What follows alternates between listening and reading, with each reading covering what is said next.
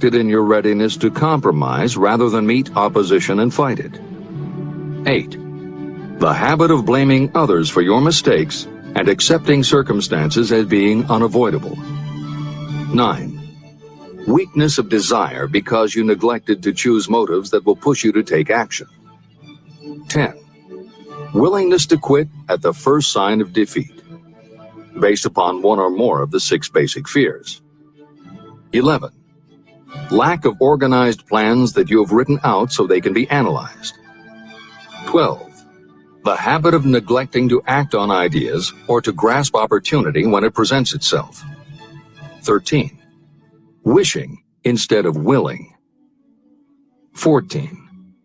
The habit of compromising with poverty instead of aiming at riches. A general lack of ambition to be, to do, or to own. 15. Searching for all the shortcuts to riches, trying to get without giving a fair equivalent, usually reflected in the habit of gambling or trying to drive unfair bargains. 16. Fear of criticism, resulting in failure to create plans and put them into action because of what other people might think, do, or say. This is one of your most dangerous enemies because it often exists in your subconscious mind and you may not even know it is there. See the 6 basic fears in the last chapter. If you fear criticism. Following is an examination of the symptoms of the fear of criticism. The majority of people permit relatives, friends, and the public at large to influence them so that they cannot live their own lives because they fear criticism. Many people make mistakes in marriage but stay married, then go through life miserable and unhappy because they fear criticism. Anyone who has submitted to this form of fear knows the irreparable damage it does by destroying one's ambition and the desire to achieve. Millions of people neglect to go back and get an education after having left school because they fear criticism. Countless numbers of men and women permit relatives to wreck their lives in the name of family duty because they fear criticism. Duty does not require you to submit to the destruction of your personal ambitions and the right to live your own life in your own way. People refuse to take chances in business because they fear the criticism that may follow if they fail. The fear of criticism in such cases is stronger than the desire for success. Too many people refuse to set high goals for themselves because they fear the criticism of relatives and friends who may say, "Don't aim so high, people will think you're crazy." When Andrew Carnegie suggested that I devote 20 years to the organization of a philosophy of individual achievement, my first impulse was fear of what people might say. His suggestion was far greater than anything I had ever conceived for myself. My first instinct was to create excuses, all of them traceable to the fear of criticism. Something inside of me said, "You can't do it. The job is too big and requires too much time. What will your relatives think of you? How will you earn a living? No one has ever organized a philosophy of success. What right have you to believe you can do it? Who are you anyway to aim so high? Remember your humble birth. What do you know about philosophy? People will think you are crazy," and they did. "Why hasn't some other person done this before now?" These and many other questions flashed into my mind. It seemed as if the whole world had suddenly turned its attention to me with the purpose of ridiculing me into giving up all desire to carry out Mr. Carnegie's suggestion. Later in life, after having analyzed thousands of people, I discovered that most ideas are stillborn. To grow, ideas need the breath of life injected into them through definite plans of immediate action. The time to nurse an idea is at the time of its birth. Every minute it lives gives it a better chance of surviving. The fear of criticism is what kills most ideas that never reach the planning and action stage. Breaks can be made to order. Many people believe that success is the result of lucky breaks. There may be something to that, but if you depend upon luck, you will almost surely be disappointed. The only break anyone can afford to rely on is a self-made break. These come through the application of persistence. The starting point is definiteness of purpose. Editor's comments. In 1999, Mark Myers, editor of one of the country's most influential self-help newsletters, Bottom Line Personal, wrote a book entitled How to Make Luck: 7 Secrets Lucky People Use to Succeed. In it, he tells of a study that was done by the psychology department at the University of Hertfordshire near London. They assembled a group of people, half of whom either thought themselves lucky or were considered to be lucky by others. The other half of the group believed they were unlucky. They were all brought to campus to watch a computerized random coin toss. Each person watched as a cartoon elf came on screen and flipped a coin. Each was asked to call heads or tails. The results of the experiment proved that the unlucky group guessed right approximately the same number of times as the lucky group.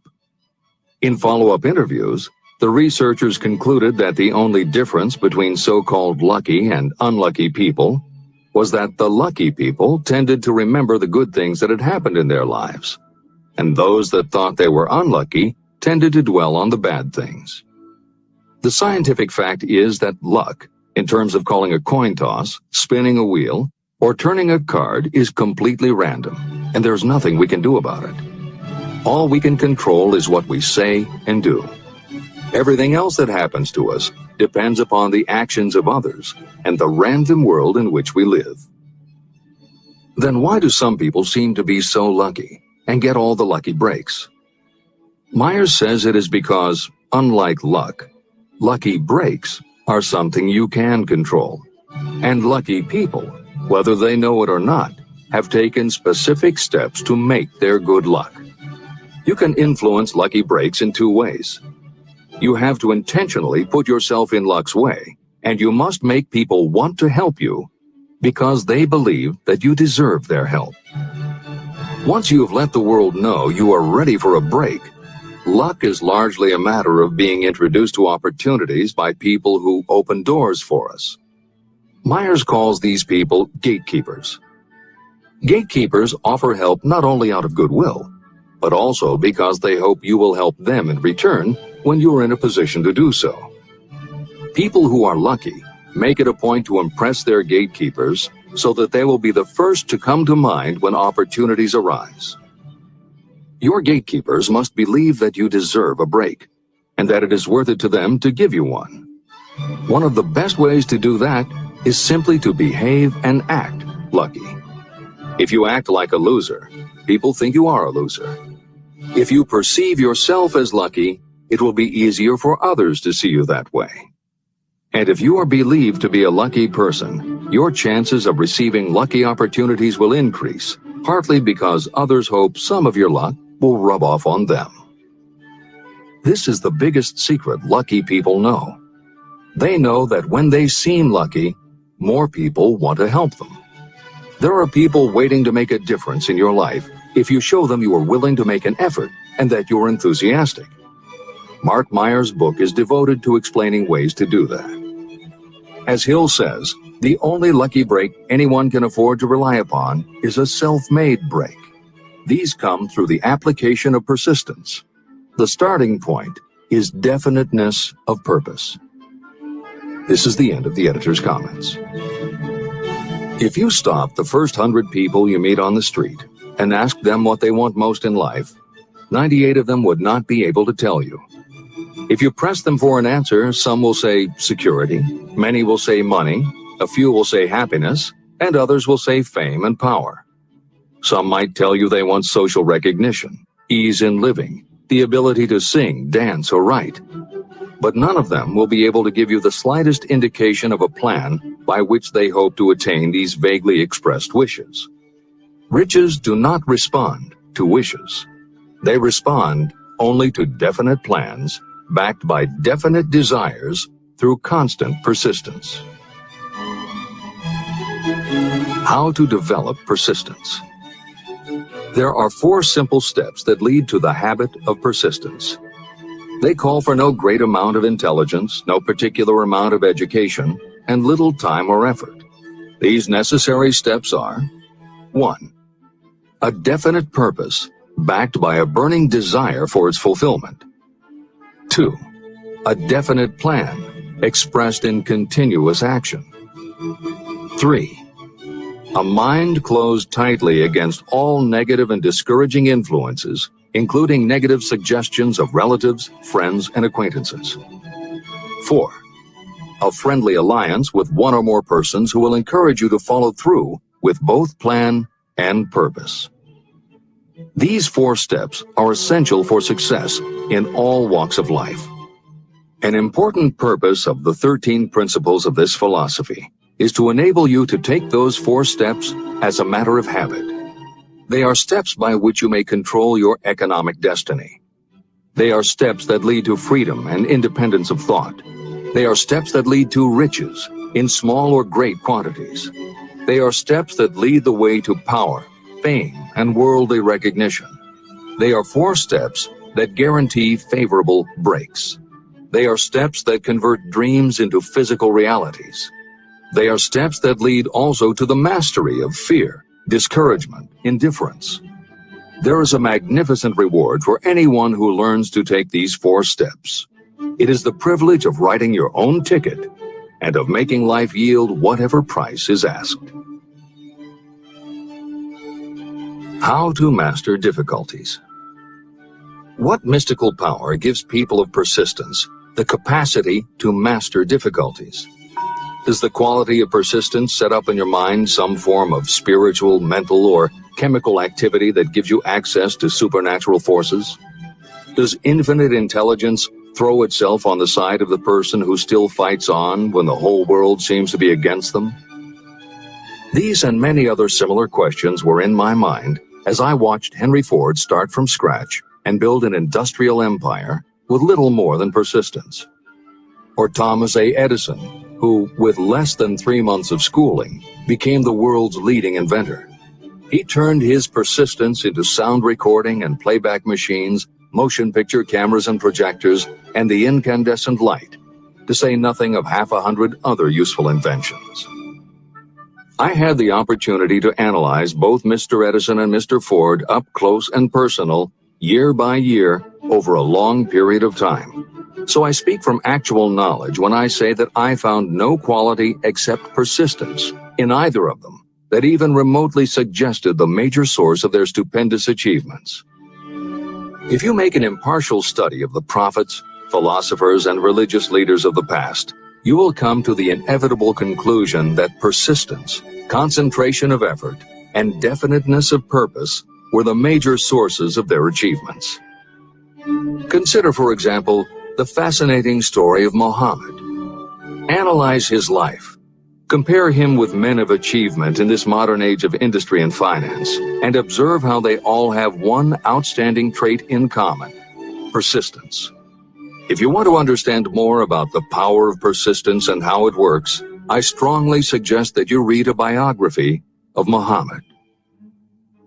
Editor's comments. At the beginning of the 21st century, there was an increased interest in Islam due to the attacks on the World Trade Center and the subsequent war on terror.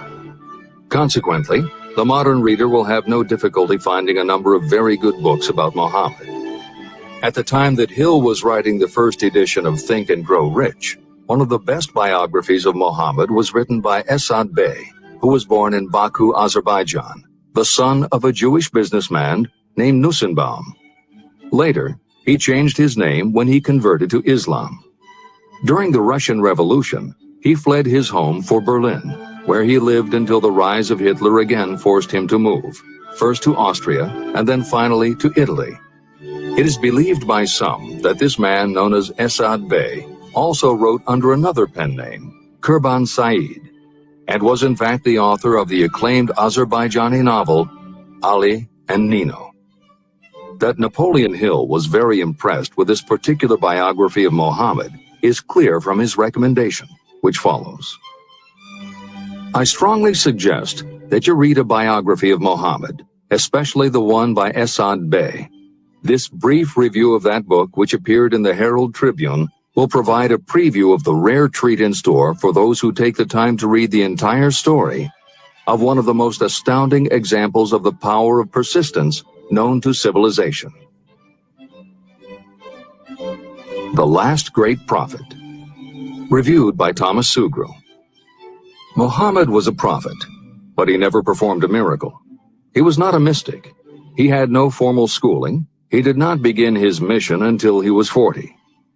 When he announced that he was the messenger of God, bringing word of the true religion, he was ridiculed and labeled a lunatic. Children tripped him, and women threw filth upon him. He was banished from his native city, Mecca, and his followers were stripped of their worldly goods and sent into the desert after him. When he had been preaching 10 years, he had nothing to show for it but banishment, poverty, and ridicule. Yet before another 10 years had passed, he was dictator of all Arabia, ruler of Mecca, and the head of a new world religion which was to sweep to the Danube and the Pyrenees before exhausting the impetus he gave it.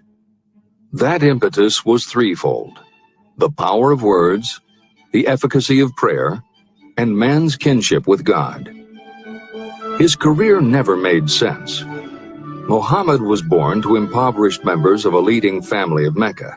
Because Mecca, the crossroads of the world, home of the magic stone called the Kaaba, great city of trade and the center of trade routes, was unsanitary, its children were sent to be raised in the desert by Bedouins. Muhammad was thus nurtured, drawing strength and health from the milk of nomad, vicarious mothers. He tended sheep and soon hired out to a rich widow as leader of her caravans. He traveled to all parts of the Eastern world, talked with many men of diverse beliefs, and observed the decline of Christianity into warring sects. When he was 28, Khadijah, the widow, looked upon him with favor and married him. Her father would have objected to such a marriage, so she got him drunk and held him up while he gave the paternal blessing. For the next 12 years, Muhammad lived as a rich and respected and very shrewd trader.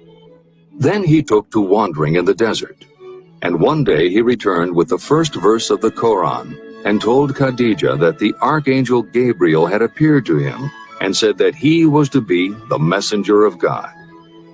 The Quran, the revealed word of God, was the closest thing to a miracle in Muhammad's life.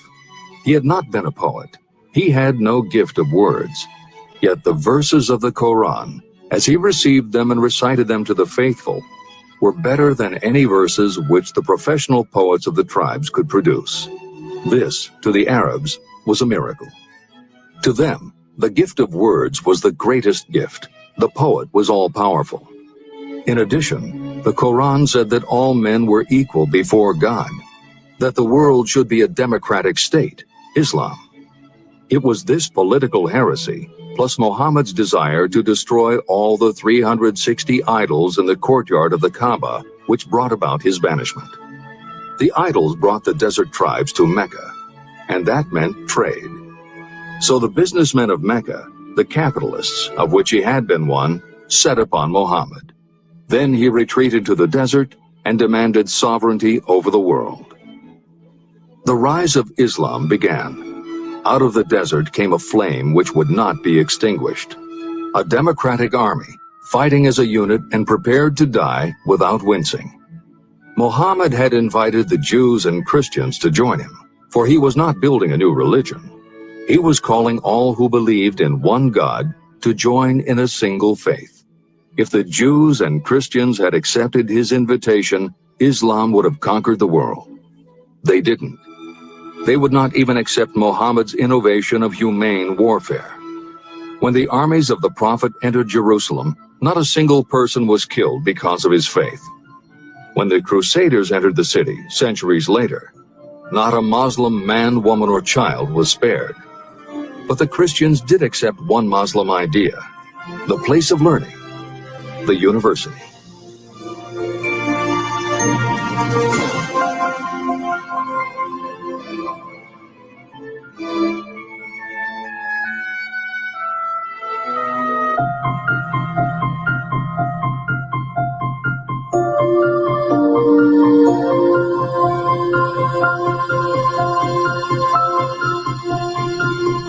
The ladder of success is never crowded at the top.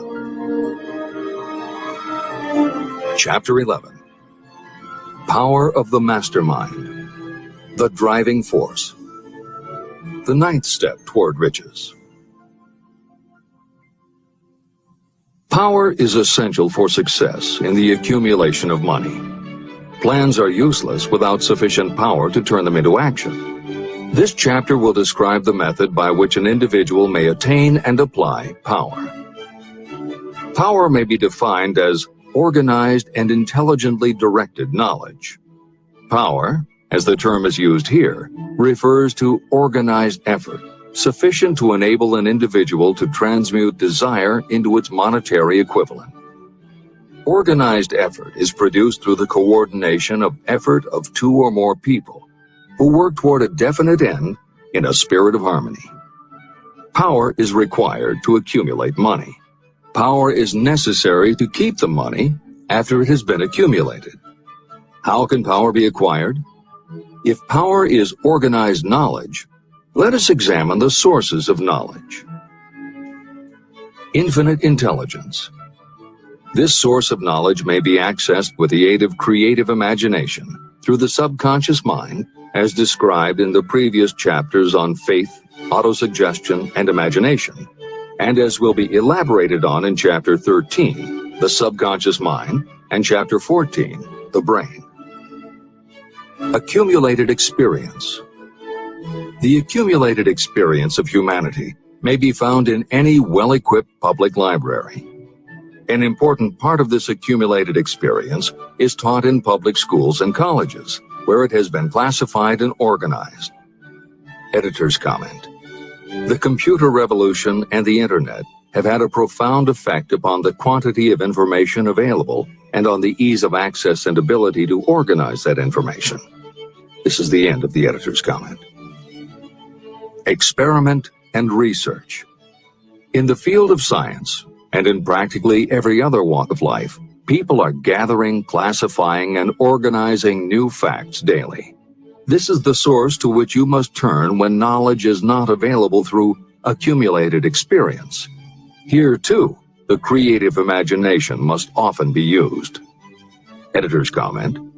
Today, because of the computer revolution and the internet, publishing and dissemination of information happens so quickly that there is almost no lag time between experiment or research and the integration of those results into available knowledge.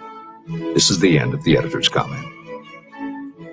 Knowledge may be acquired from any of the foregoing sources. It may be converted into power by organizing it into definite plans and by putting those plans into action. If you examine the three sources of knowledge, you will see how difficult it would be if you had to depend upon just your own efforts to assemble all the knowledge you need and turn it into definite plans of action. If your plans are big and comprehensive, generally you will have to get others to cooperate with you if you are going to organize your knowledge so that you can turn your plans into power. Gaining power through the mastermind. The mastermind may be defined as coordination of knowledge and effort in a spirit of harmony between two or more people for the attainment of a definite purpose. No individual may have great power without utilizing the mastermind. In Chapter 8, Organized Planning, I commented on how to create plans for translating desire into its monetary equivalent. If you carry out these instructions with persistence and intelligence, and use discrimination in choosing your mastermind group, your objective will have been halfway reached even before you begin to recognize it. Editor's comments. In the following section, Hill describes the two kinds of power that an individual can access by assembling a mastermind alliance and working with that group. The first kind of power that he mentions is economic power, which needs no comment from the editors. However, to describe the second kind of power, for want of a better term, Hill uses the term psychic, because this word has taken on connotations that Hill never intended. This concept deserves clarification before you read on. As is obvious throughout this book, Napoleon Hill was a very practical man. His use of the word psychic in this chapter has nothing to do with seances, fortune-telling, magic, or any other aspect of the paranormal. The word psychic is defined as of or pertaining to the human mind, and Hill uses the term to describe something pertaining to the mind that everyone reading this book has experienced. It is that feeling you get when you are working together with other people. Everyone is very focused on the same goal, and it is going so well that you seem to be in tune with each other. When that happens, you not only work well with the others, but your own work and ideas also seem to be operating on a higher and better plane than usual. This is the end of the editor's comments. So you may better understand the potential power available to you through a properly chosen mastermind group, I will explain the two characteristics of the mastermind principle. One kind of power is economic, and the other psychic. Economic power. The economic feature is obvious. Economic advantages may be created by any person who surrounds himself with the advice, counsel, and personal cooperation of a group of people who are willing to lend him or her wholehearted aid in a spirit of perfect harmony. This form of cooperative alliance has been the basis of nearly every great fortune. Your understanding of this great truth may definitely determine your financial status. Psychic power. What I refer to as the psychic phase of the mastermind principle is a little more difficult to comprehend. You'll get a better sense of the meaning from this statement. No two minds ever come together without creating a third, invisible, intangible force, which may be likened to a third mind. The human mind is a form of energy. When the minds of two people are coordinated in a spirit of harmony, the energy of each mind seems to pick up on the energy of the other mind, which constitutes the psychic phase of the mastermind. The mastermind principle, or rather the economic feature of it, was first called to my attention by Andrew Carnegie. Discovery of this principle was responsible for the choice of my life's work. Mr. Carnegie's mastermind group consisted of a staff of approximately 50 people with whom he surrounded himself for the purpose of manufacturing and marketing steel. He knew little of the technical side of the steel business.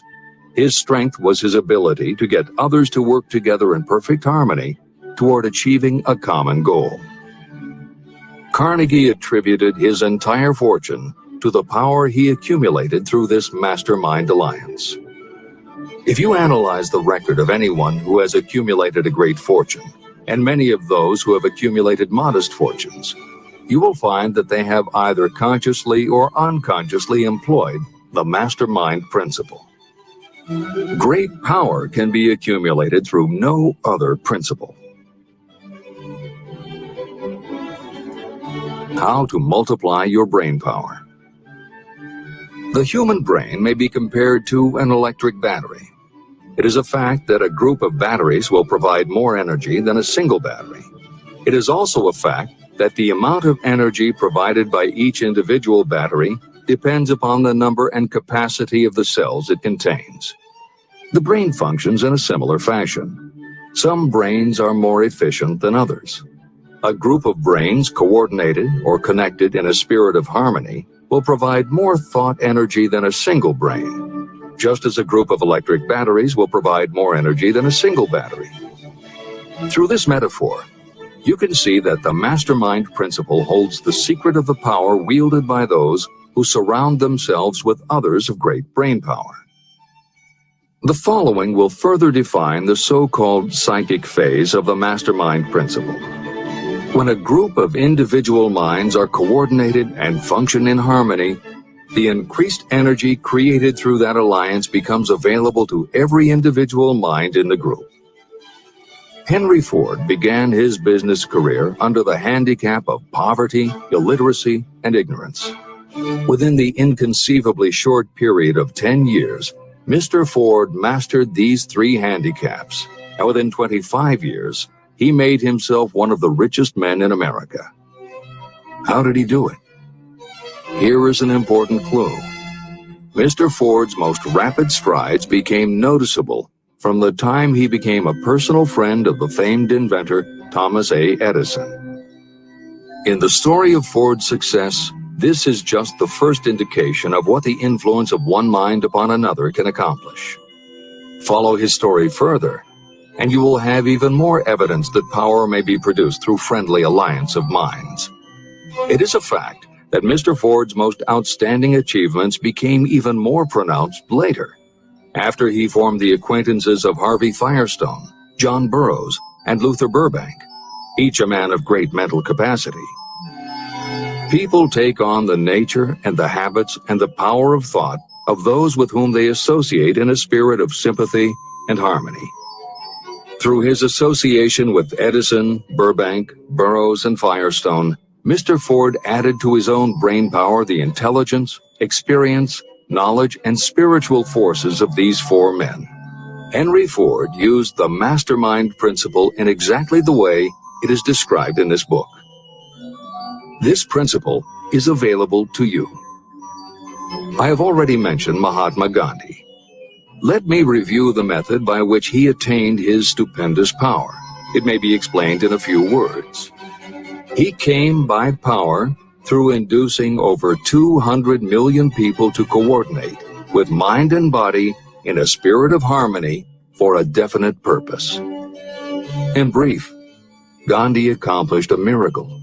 For it is a miracle when 200 million people can be induced, not forced, to cooperate in a spirit of harmony. If you doubt that this is a miracle, try to get even 2 people to cooperate in a spirit of harmony for any length of time. Every person who manages a business knows how difficult it is to get employees to work together in a spirit even remotely resembling harmony. Editor's comments. The first step in putting together your mastermind alliance is to clearly know your desire. Your desire will tell you what you need. It could be a small group, just 2 or 3 people, as was the case with Stephen Jobs and Steve Wozniak when they formed Apple, Bill Gates and Paul Allen launching Microsoft, or Steven Spielberg, Jeffrey Katzenberg, and David Geffen creating DreamWorks SKG. Or it could be a large group, such as the Mastermind Alliance of 30 regional directors of Century 21 Real Estate, which founder Arthur Bartlett firmly believes was essential to the company's success. Napoleon Hill suggests that in most cases, it should be a dozen people or less, and generally the smaller the better. Choosing the people means finding those who not only share your vision, but who will also share their ideas, information, and contacts with you. They will let you use the full strength of their experience, training, and knowledge as if it were your own, and they will do it in a spirit of perfect harmony. The question that immediately comes to every reader's mind is, where do I find people who will help me to that degree? Napoleon Hill cannot answer that question for you, but he does tell you what to look for. Where you look is up to you. And if you really do have the desire to succeed, you will start looking and you won't give up until you find the right people. Napoleon Hill's description of the mastermind that appears below is augmented with additional material from articles and speeches he wrote after the publication of Think and Grow Rich. These were compiled for publication by Hill's friend, mentor, and business associate, W. Clement Stone, and appear in 2 books, Napoleon Hill's Keys to Success and Believe and Achieve. This is the end of the editor's comments. Finding your mastermind members. Ally yourself with a group of as many people as you may need in order to assemble a mastermind that will assist you in creating and carrying out your plan or plans for the accumulation of money. Compliance with this instruction is absolutely essential. Choose to associate with people who share common values, goals, and interests, yet who each have a strong desire to contribute to the overall effort. Trial and error will be part of the process, but there are 2 qualities to keep foremost in your mind. The first is ability to do the job. Do not select people for your alliance merely because you know them and like them. Such people are valuable to you because they improve the quality of your life, but they are not necessarily suited to a mastermind alliance. Your best friend may not be the most knowledgeable marketing professional, but perhaps he or she can introduce you to someone who is. The second quality is the ability to work in a spirit of harmony with others. There must be a complete meeting of minds without any reservations. Personal ambition must be subordinate to the achievement of the purpose of the alliance. This includes your own. You must also insist upon confidentiality. Some people can give away an idea simply because they love to talk. You don't need them in your group. Attune yourself to every member of the group. Try to imagine how you would react in a given situation if you were in his or her shoes. Pay attention to body language. Sometimes facial expressions and movements say far more about what a person feels than the words that come out of his or her mouth. Be sensitive to what is not being said. Sometimes what is left out is far more important than what is included. Don't try to force the group along too quickly. Allow for those who want to test ideas by playing devil's advocate. Compensating your mastermind. Before forming your mastermind alliance, decide what advantages and benefits you may offer the individual members of your group in return for their cooperation. No one will work indefinitely without some form of compensation. No intelligent person should request or expect another to work without adequate compensation. Wealth will obviously have the most appeal to your members. Be fair and generous in your offer. Recognition and self-expression may be just as important as money to some of your members. Remember that in such partnerships, the principle of going the extra mile, doing more and better than paid for, is especially important. As the leader, you should set an example for the others to follow. Each member must agree at the outset on the contribution each will make and on the division of benefits and profits. Otherwise, be assured that dissension will arise, you will have wasted everyone's time, you will ruin friendships, and your venture will be destroyed. Meeting with your mastermind. Arrange to meet with the members of your mastermind group at least twice a week, and more often if possible, until you have jointly perfected the necessary plan or plans for the accumulation of money. The first meeting will be involved in sorting out strengths and weaknesses, and in fine-tuning your plans. Your alliance must be active to do any good. Establish specific responsibilities and action steps to be taken. As your mastermind matures and harmony grows among the members, you will find that the meetings create a flow of ideas into every member's mind. Don't let the meetings become so regular and formalized that they inhibit phone calls and other less formal contact.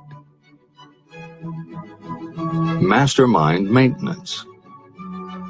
Maintain perfect harmony between yourself and every member of your mastermind group. If you fail to carry out this instruction to the letter, you may expect to meet with failure.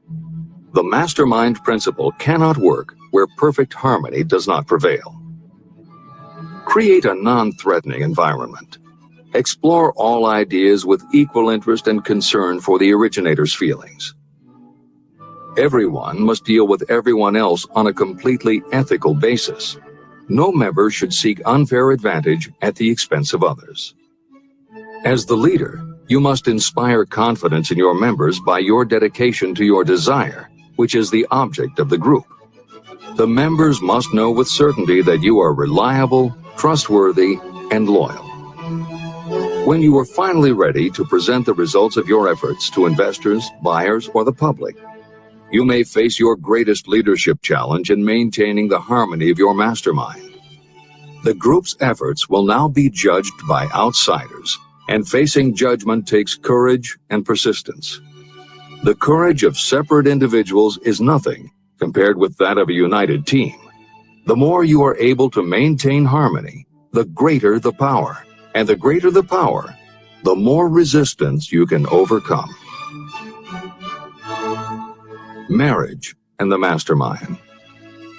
A mastermind alliance with a person you love most deeply is of untold importance. If you are married and have not built your relationship on the same principles of harmony that are crucial to any alliance, you may have some reselling to do with your spouse. Set aside time each day to talk about what you want to achieve and how you are going about it. Rely on your definiteness of purpose to build your persuasive abilities, to convince your partner of the benefits of the work you are doing. It is very unlikely that your work will not affect your husband or wife in some significant way, and you absolutely must not drag your partner unwillingly into any adventure. Build your mastermind alliance into your marriage from the start, and it will steady and support you through the darkest moments. In fact, your whole family should be incorporated into your alliance. Lack of harmony at home can easily spill over elsewhere. A united family is a great team. The Mastermind and Infinite Intelligence. The list of sources from which you can get power is headed by infinite intelligence.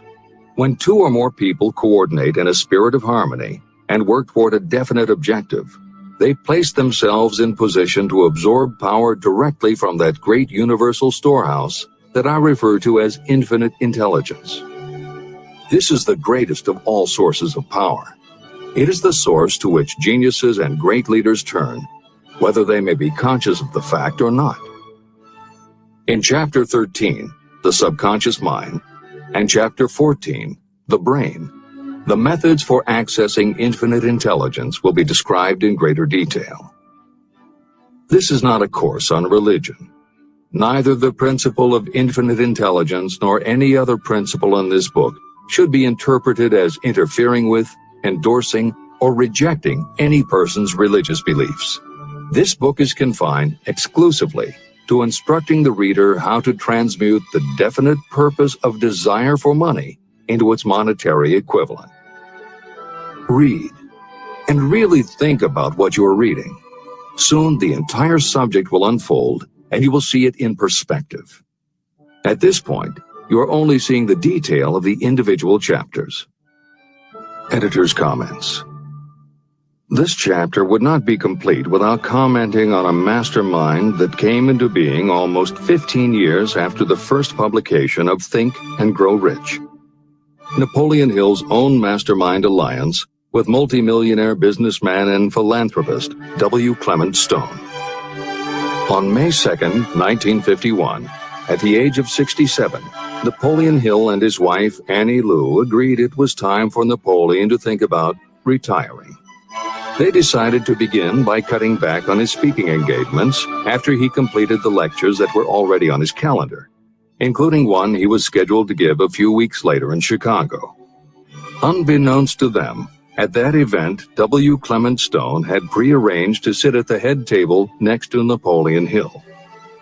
Like Hill, Stone had been born into poverty.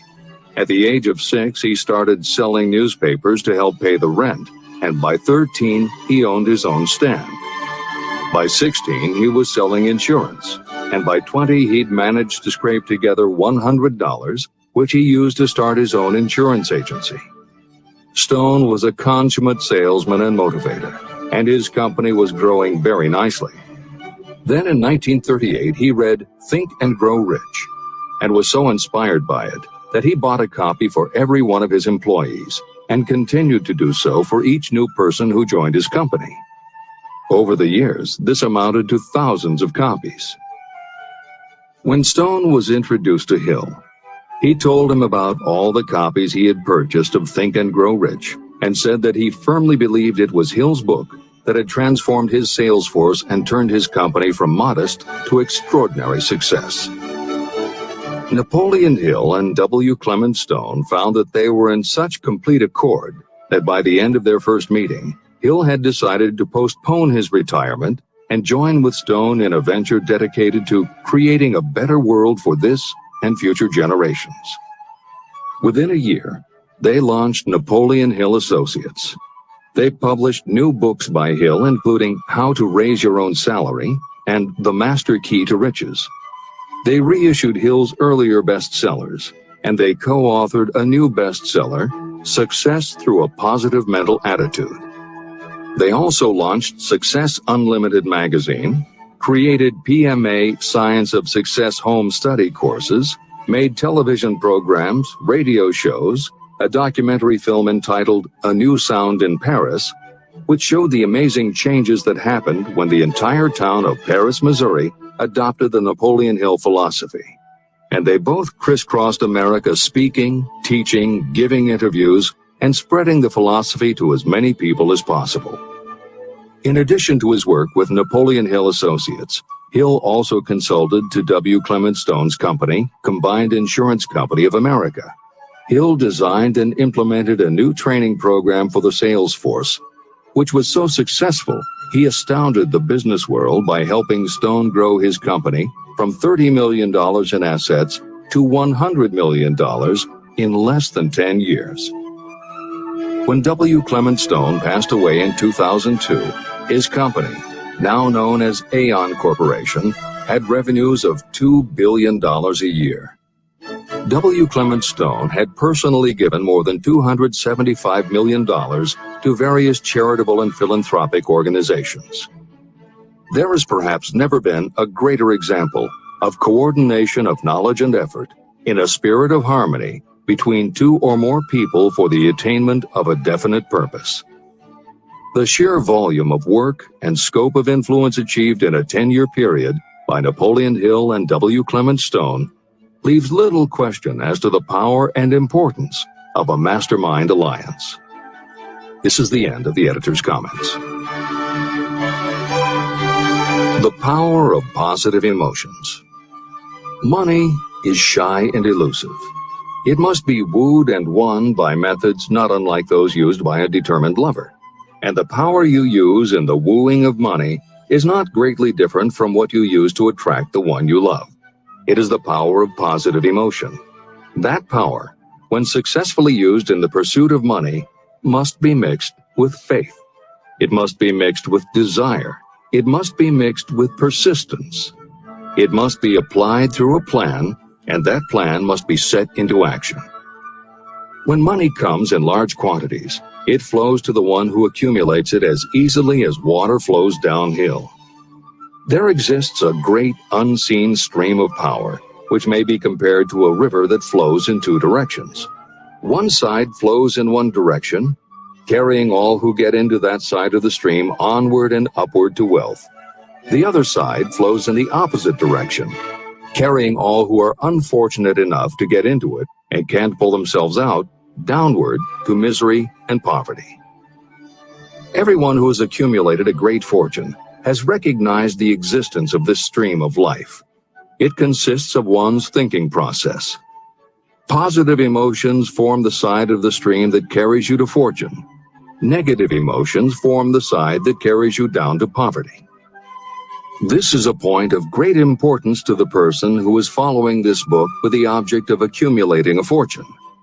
If you are caught in the side of the stream of power that leads to poverty, this book will serve as an oar by which you may propel yourself over into the other side of the stream. But it can serve you only through application and use. Merely reading and passing judgment on it, either one way or another, will be of no benefit to you. Poverty and riches can change places. But when riches take the place of poverty, the change only happens through well-conceived and carefully executed plans. The same is not true of poverty. Poverty needs no plan. It needs no one to help it because it is bold and ruthless. Riches are shy and timid. They have to be attracted. More gold has been mined from the thoughts of men than has ever been taken from the earth. Chapter 12. Sexuality, Charisma, and Creativity. The 10th step toward riches. Editor's comments. What motivates human beings is the subject of continuing scientific research and philosophical debate. There is general agreement that the prime motivators are the basic human needs for food and water, shelter and clothing, and safety. Beyond these basic life-sustaining needs, however, there are other factors that motivate people to action. It is the definition of the other factors and their order of importance that continues to be open to interpretation. Perhaps the most widely known theory is psychologist Abraham Maslow's hierarchy of human needs, which lists 8 levels of motivational forces, starting with the basic physiological and safety needs, then ascends through belonging and love, esteem, understanding, aesthetics, self-actualization, and transcendence. Other psychologists and sociologists have defined and arranged the categories differently, but in almost all cases there is agreement that after the primary life-sustaining needs are met, sex and love are the next most important motivating forces. Napoleon Hill also compiled a hierarchy of what he referred to as mind stimuli. Like Maslow and other researchers, Hill identified sex and love as the most powerful non-life-sustaining factors in human motivation, but his focus was not on sex and love as they pertain to procreation. Hill was intrigued by the theory that if sex and love are such powerful forces in driving humans to action, there might be a correlation to outstanding achievement or material success. And if such a relationship exists, can the motivating force be intentionally channeled to this purpose?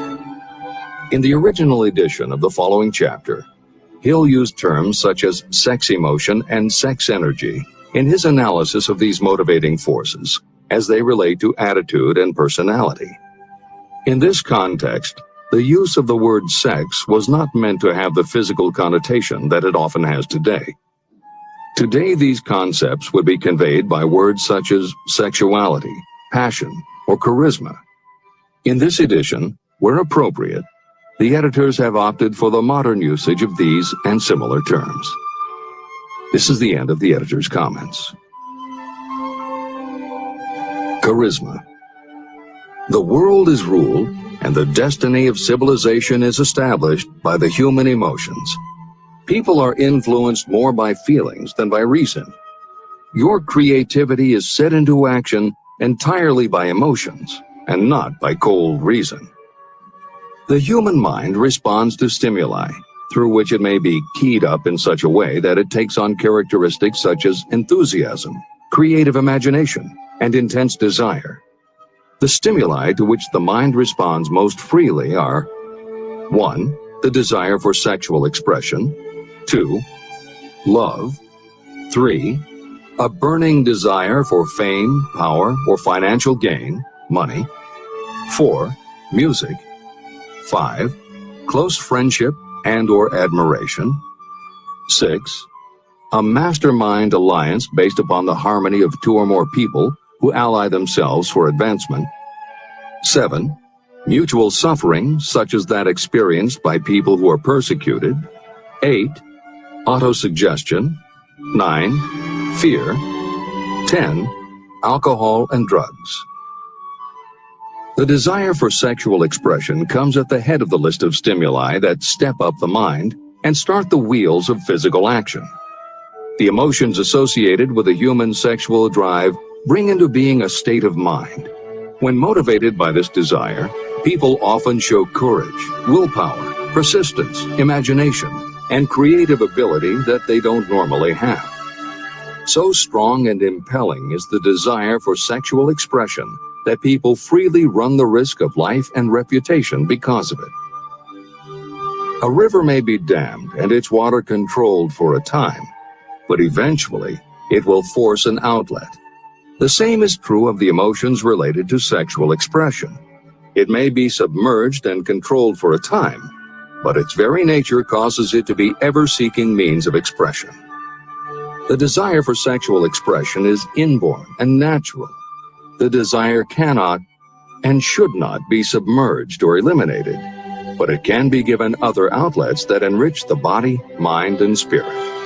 When harnessed and redirected, this motivating force has been used as a powerful creative force in literature, art, and other pursuits, including the accumulation of riches.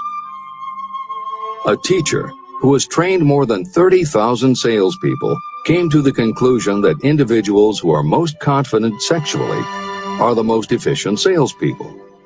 The explanation is that the factor of personality known as personal magnetism is a manifestation of sexual energy. Editor's comments. There have been numerous psychological and sociological studies about the relationship between sexuality and success that tend to support Hill's observation. Because physical characteristics are the most quantifiable aspects of sexuality, most research studies focus on gender, attractiveness, body size, and age, and they measure indicators such as first impressions, expectation of performance, perception of performance, and social interaction. These studies generally conclude that when comparing individuals of equal competence, for men, the perception is that taller men will do better than short, a full head of hair will outperform balding, handsome or virile will beat out plain or older. For women, the results are comparable. The perception is that attractive performs better than plain, slim or shapely scores higher than overweight, younger is expected to be superior to older. These observations about physical sexuality may seem obvious, but they lead to a conclusion that is very significant. Obviously, not all people who succeed are tall and virile or attractive and shapely. It is also a fact that the success of those who are short, balding, plump, or plain isn't always due to superior skill or luck. Clearly, there is another kind of attractiveness that often supersedes physical appeal. This other kind of attractiveness is connected to human sexuality, but it is not what would usually be referred to as sexy. People who have this quality are often said to have chemistry, personality, charm, or appeal. Hill called this kind of attraction personal magnetism. Today, the more common term is charisma. This is the end of the editor's comments. When employing salespeople, a good sales manager looks for personal magnetism or charisma as the first requirement. People who lack this kind of sexual energy will never become enthusiastic, nor inspire others with enthusiasm. And enthusiasm is one of the most important requisites in salesmanship, no matter what you're selling. The public speaker, preacher, lawyer, or salesperson who is lacking in charisma is a flop as far as being able to influence others is concerned.